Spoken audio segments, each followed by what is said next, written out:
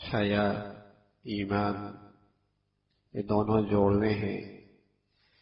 ایمان ہے تو حیا ہے، حیا ہے تو ایمان ہے۔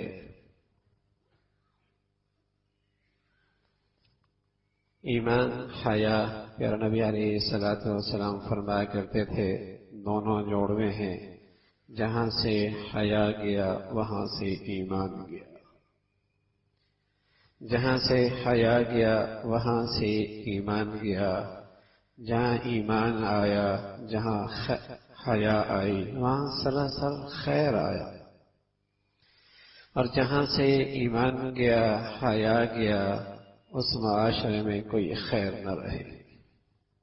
وہ گھرانہ خیر سے خالی، وہ سوسائٹی خیر سے خالی، وہ معاشرہ خیر سے خالی، وہ زندگیاں خیر سے خالی، خیر سے خالی۔ پھر نبی سے بڑھ کر کون اس امت میں دور اندیش ہوں گے؟ کون دور اندیش ہوں گے؟ کون اس معاشرے کی، انسانی معاشرے کی بھلائی چاہنے والے ہوں گے؟ مرد ہو یا عورت، آپ سے بڑھ کر کون ان کا بھلا چاہنے والا ہوگا؟ تو اس پیارے نبی نے بتایا ہے جہاں حیا آیا وہاں خیر آیا، جہاں حیا آیا وہاں خیر آیا۔ تو میرے عزیزو، حیا انسانی معاشرے کا، اسلامی معاشرے کا ایک بہت بڑا جوہر ہے۔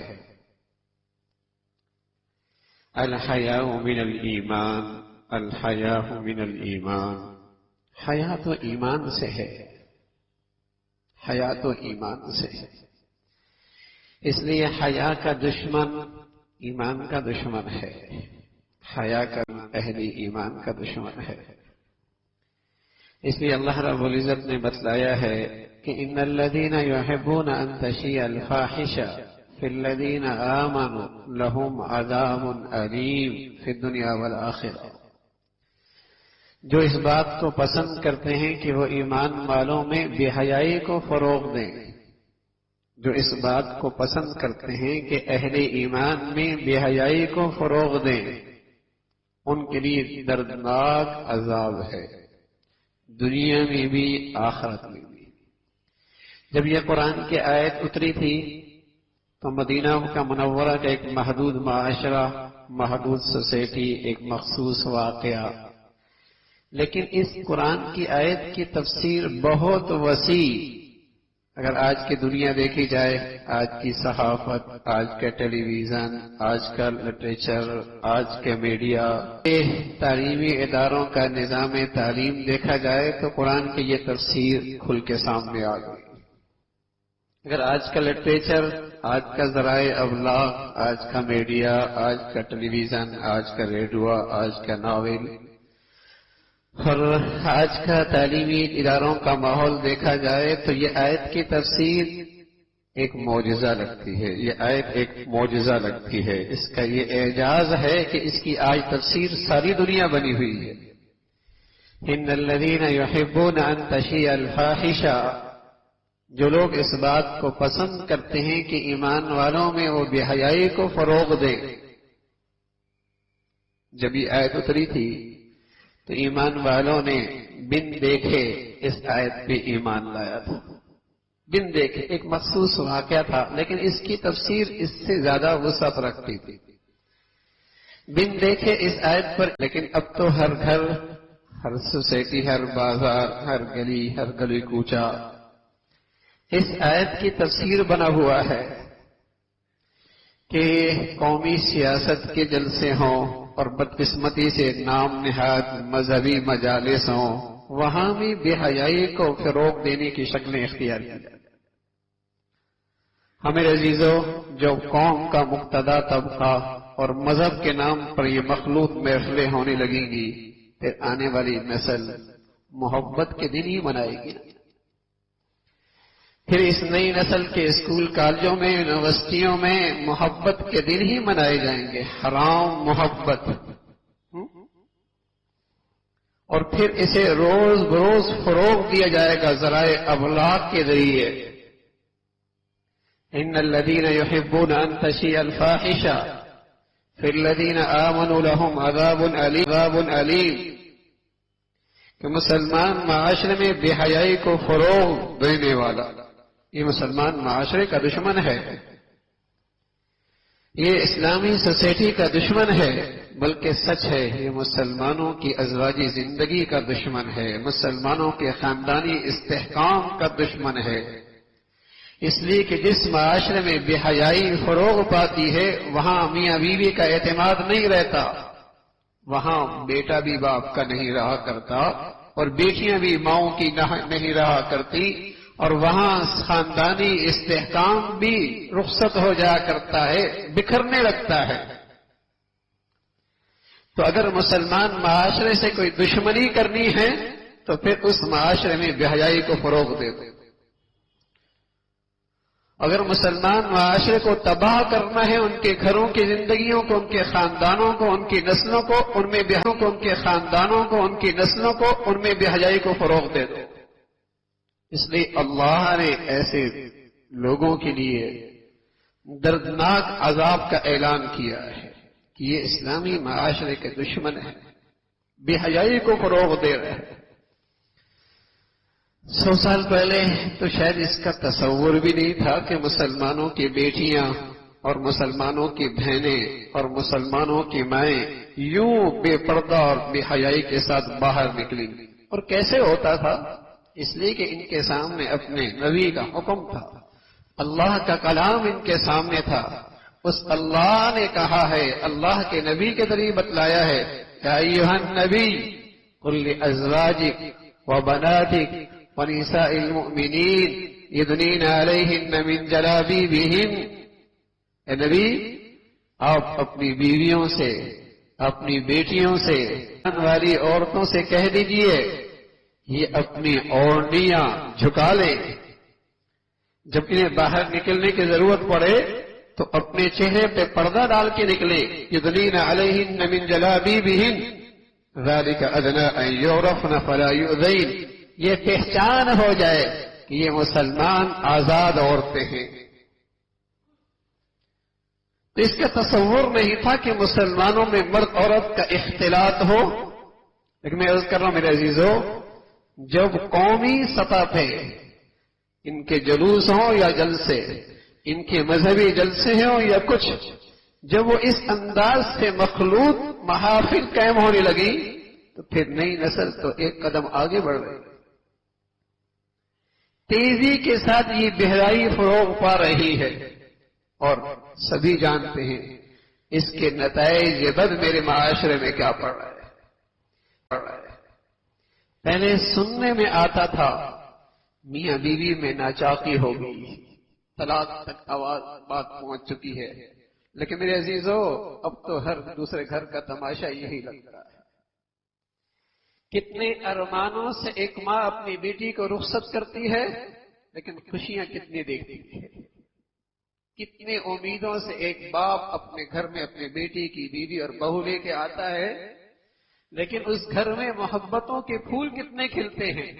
ہاں میرے عزیزو، جس معاشرے میں مرد عورت کا آزادانہ میل جول ہوگا وہاں کبھی گھر نہیں بنا، وہاں کبھی میاں بیوی میں اعتماد کی فضا نہیں ہو سکتی،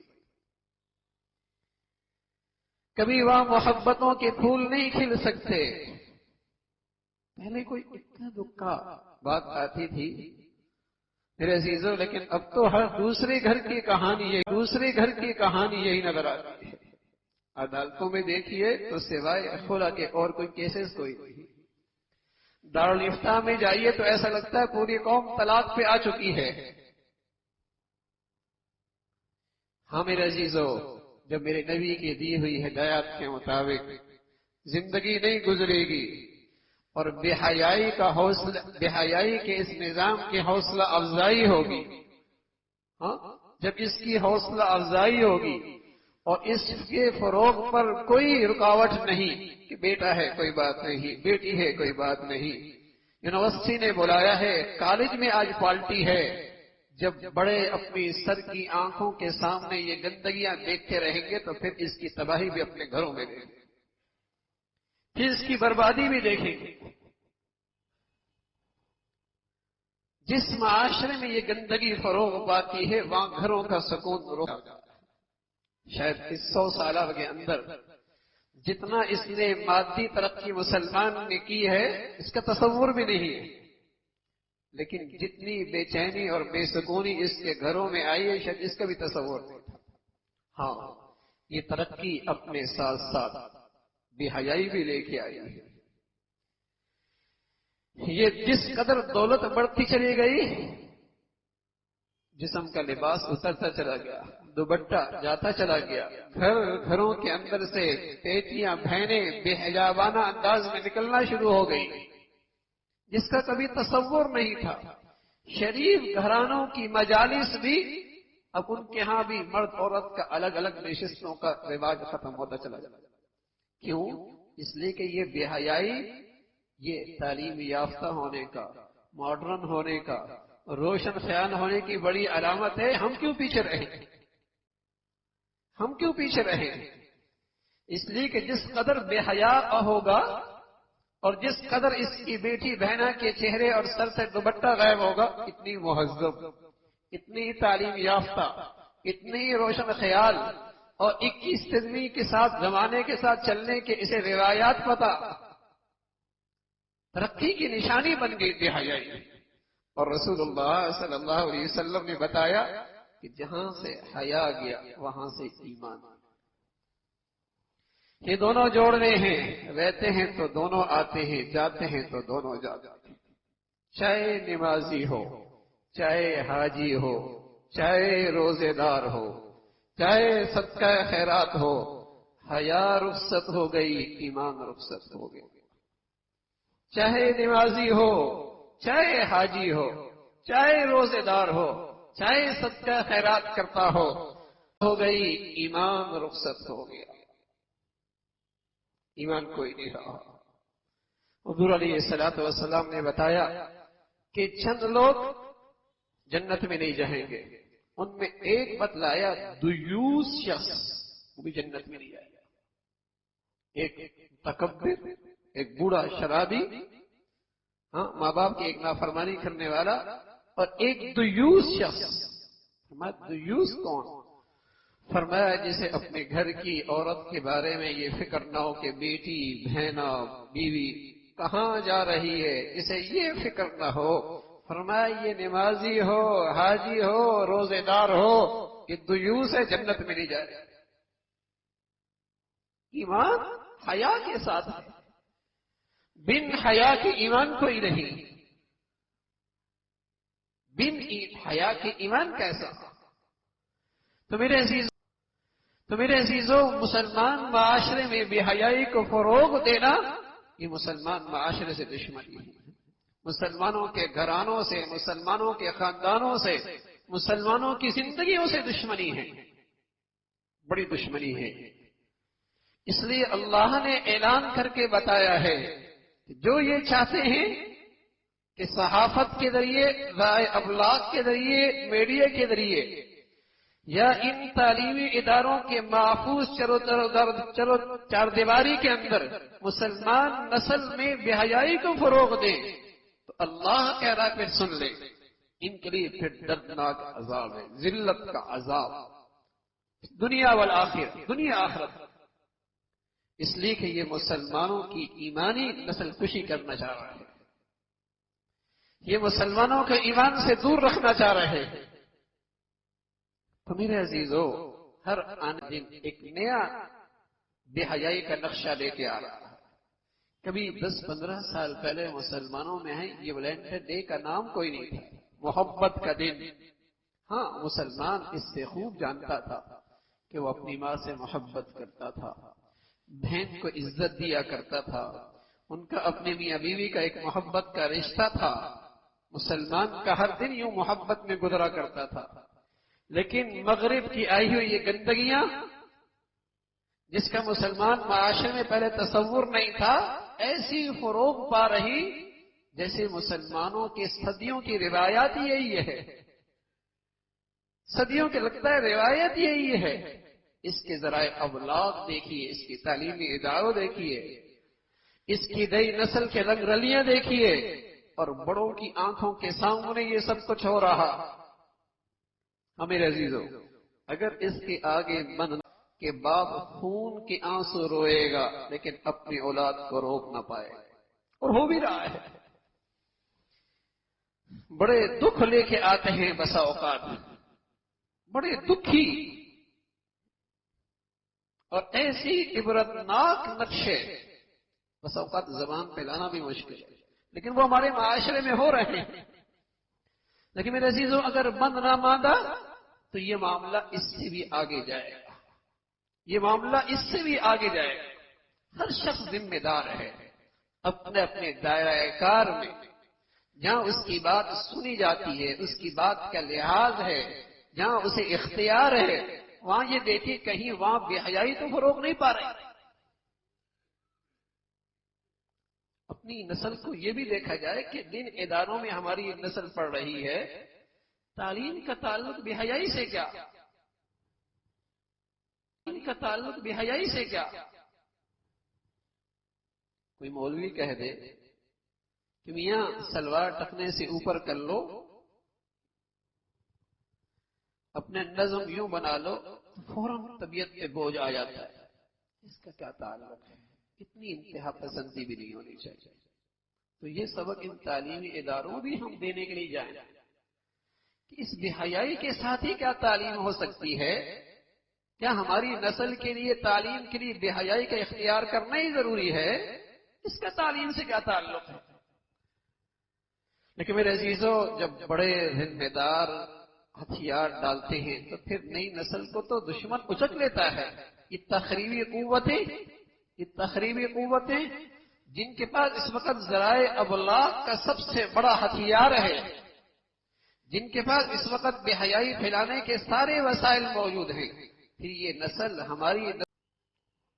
نئی نسل ہماری نہیں رہے گی. سچ عرض کر رہا ہوں، نہ اسلام کی رہے گی، نہ اس وطن عزیز کی رہے گی، نہ ماں باپ کی رہے گی. پھر یہ نئی نسل نہ اسلام کی رہے گی، نہ اس وطن عزیز کی رہے گی، اور نہ اس ماں باپ کی رہے گی. یہ ہو ہی نہیں سکتا میرے عزیزوں. جو رب کی نہ ہو وہ ہماری کیسے رہ سکتی ہے، وہ ماں باپ کی کیسے رہ سکتی ہے.